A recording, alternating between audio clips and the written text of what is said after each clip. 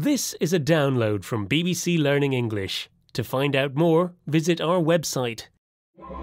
6 Minute English from bbclearningenglish.com. Hello, this is 6 Minute English from BBC Learning English. I'm Sam. And I'm Neil. Sam, do you remember an old children's television show called Lassie? Yes, I grew up watching the adventures of schoolboy Timmy and his pet dog, a collie named Lassie.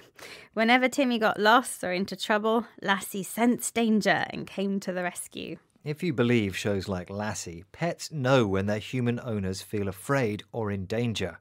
But in real life, do animals know or care about human feelings? Now, Neil, obviously we're not talking about wild animals, right? We're talking about domesticated animals. Types of animals which are under human control and have been living closely with people for centuries. They include pets like cats and dogs, working animals and farm animals like cows and sheep. So, what about dogs like our friend Lassie? Do you think they can sense human feelings? It's hard to know what's really going on behind a dog's big brown eyes. Unlike humans, pets can't talk to say how they're feeling, and this makes it easy for us to misunderstand them.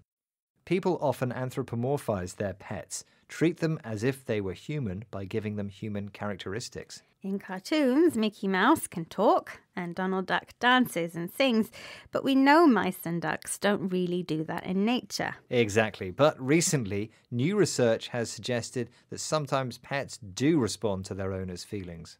Okay, well, before we find out more, I have a quiz question for you, Neil. Lassie wasn't the only TV show to feature a boy and his pet companion. A similar show, Skippy, was set in Australia. But what type of animal was the star? Was Skippy A, rabbit, B, a frog, or C, a kangaroo? Well, if Skippy was Australian, I'll guess he's C, a kangaroo. Okay, I'll reveal the answer later in the programme. Now, Neil, earlier you mentioned that because animals can't speak, it's difficult to know their feelings about us. Difficult, yes, but not impossible. Recently, anthrozoologist Dr. Karen Hiestand designed an experiment to test whether our pets really do care about us. She filmed pet owners pretending to be hurt and observed the reactions of their dogs and cats. Here's Adrian Washbourne, producer for BBC World Service programme Health Check, pretending to hurt his leg at home where he lives with his 2 pets, a cat and a dog. And now I'm going to fake an injury and we'll see how they respond. Ah! Ow! Ooh! Well, the tail wagging has got a bit more. There's a bit of a yawn, so I don't think they were particularly sensitive or bothered that I was squealing around the floor in agony, holding my leg up in the air, trying to feign an injury. Meanwhile, the cat, who's on the windowsill, is looking at me with wide eyes. Adrian didn't really hurt his leg. He feigned or pretended to be hurt. He pretended to be in agony, extreme physical pain, to see what his pets would do. Adrian's dog wagged his tail and gave a yawn.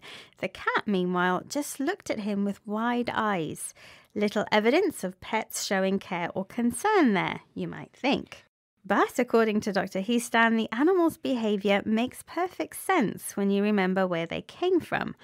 Dogs are descended from ancient breeds of wolves, very social animals who live together in packs, so it makes sense that a dog would sniff and come closer to investigate what was happening. Cats, on the other hand, are solitary creatures, descended from wild cats who lived and hunted alone.